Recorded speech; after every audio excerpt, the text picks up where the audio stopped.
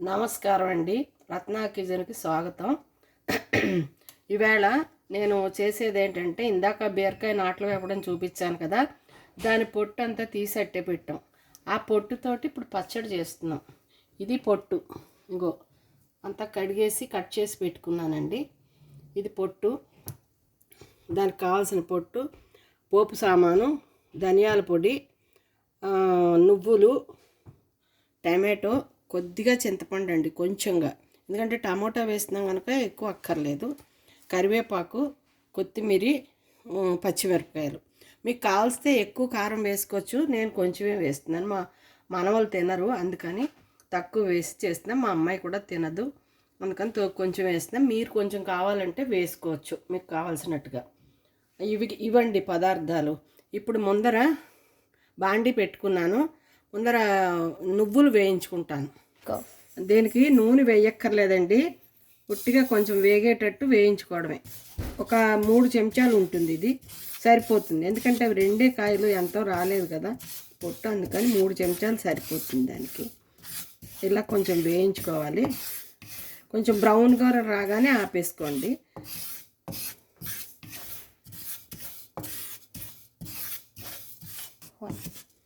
ఇలాగా పొట్టలు ఉబ్బాలండి. పొట్టలు ఉబ్బేసాయి, కొంచెం బ్రౌన్ కలర్ కూడా వచ్చింది, అందుకని ఇంకా ఇది అయిపోయినట్టే.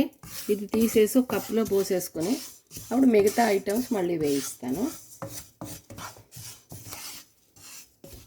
ఇగోనండి, తీసేస్తున్నాను ఇది ఒక కప్పులోకి.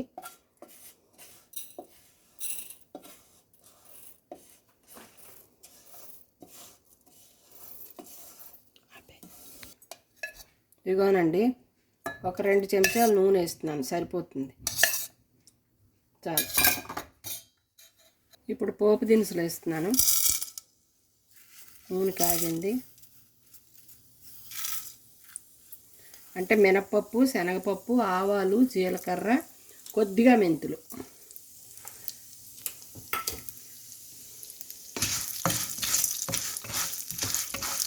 అలాగనే కరివేపాకు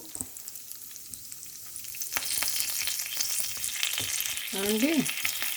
అలాగని ఒక 3 పచ్చిమిరపకాయలు ఇలా తుంచేసి వేస్తున్నాను. అందుకు లేకపోతే మిరపకాయగా వేస్తే మొహమ్మే పడుతుందని.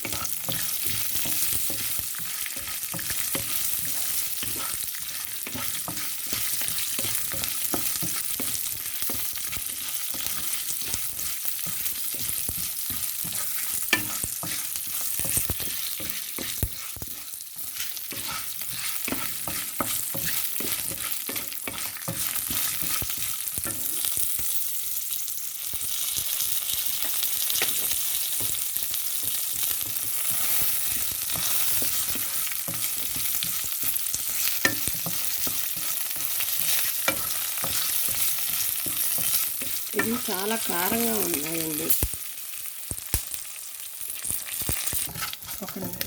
సింగ్ వేసుకోవాలి. పప్పులన్నీ వేగిపోయాయి.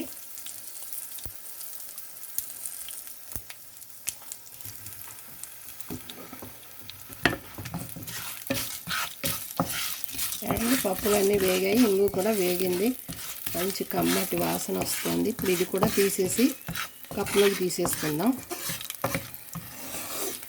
తీసేసుకున్నాక అప్పుడు టమాటాలను పొట్టు వేయించుకోవాలి.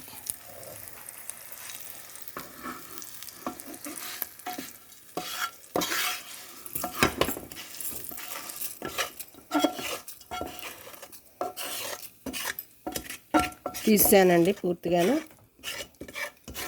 తీసాను. ఇప్పుడు మనం ఏంటి వేయించుకోవాలంటే, ఇగో పొట్టు వేయించుకోవాలి. ముందర టమోటాలు వేస్తున్నాను.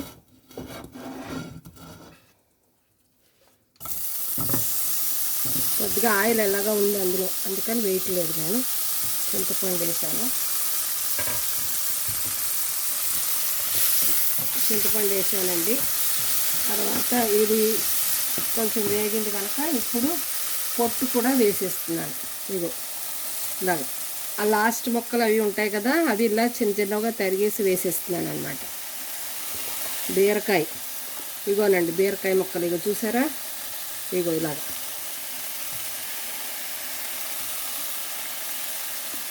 అంటే ఇది కడిగాను కదా, అందుకని ఆ నీళ్ళు వచ్చాయి అన్నమాట, అంతకన్నా ఏం కాదు.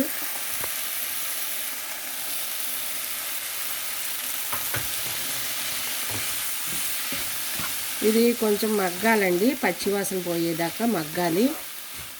మగ్గాక అప్పుడు ఇందులోనే ఉప్పు కూడా వేసేస్తాను. ఇప్పుడు ఉప్పు కొద్దిగా పసుపు 2 వేయాలి. వేసేస్తున్నాను.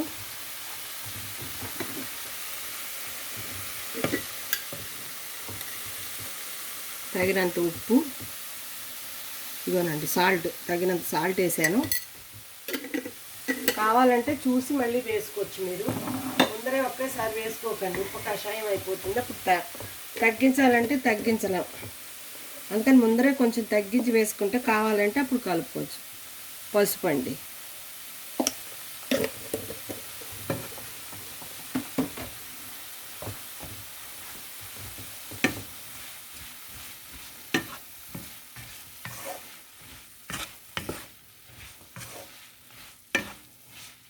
ఇప్పుడు మూత పెట్టేస్తే మగ్గిపోతుంది అన్నమాట. ఈ చింతపండు కూడా దీంతో కొంచెం మెత్తగా అయిపోతుంది, అందుకని దీంట్లోనే వేసేసాను. ఆ రుబ్బుకునేప్పుడు అన్నారా అప్పుడు వేయచ్చు, కానీ ఇలా ముక్క ముక్క కిందే ఉండిపోతుంది గట్టిగా ఉంటే, అందుకని మెత్తగా ఉంటే పర్వాలేదు. ఇంకా అయిపోయిందండి, నీరంతా ఇంకిపోయింది. ఇదిగో బాగానే ఇంకిపోయింది నీరంతాను. ఇప్పుడు దీన్ని మిక్సీలో వేసేసుకోవడం, చల్లారాక ఒక 10 నిమిషాలు చల్లారిపోతుంది కదా, పచ్చివాసన మాత్రం పోవాలి, పోయేదాకా వేయించుకోవాలి. అయిపోయింది కనుక ఒక 10 నిమిషాలు పడుతుంది ఇది చల్లారి మిక్సీలో వేయడానికి. మిక్సీలో వేసాక మళ్ళీ చూపిస్తాను. ఇంకా అయిపోయిందండి, స్టవ్ ఆపేసాం. ఆ వేడికి అది సరిపోతుంది. మిక్సీ వేసామండి, అయిపోయింది పచ్చడి. ఇదిగో ఇలా ఉంటుంది.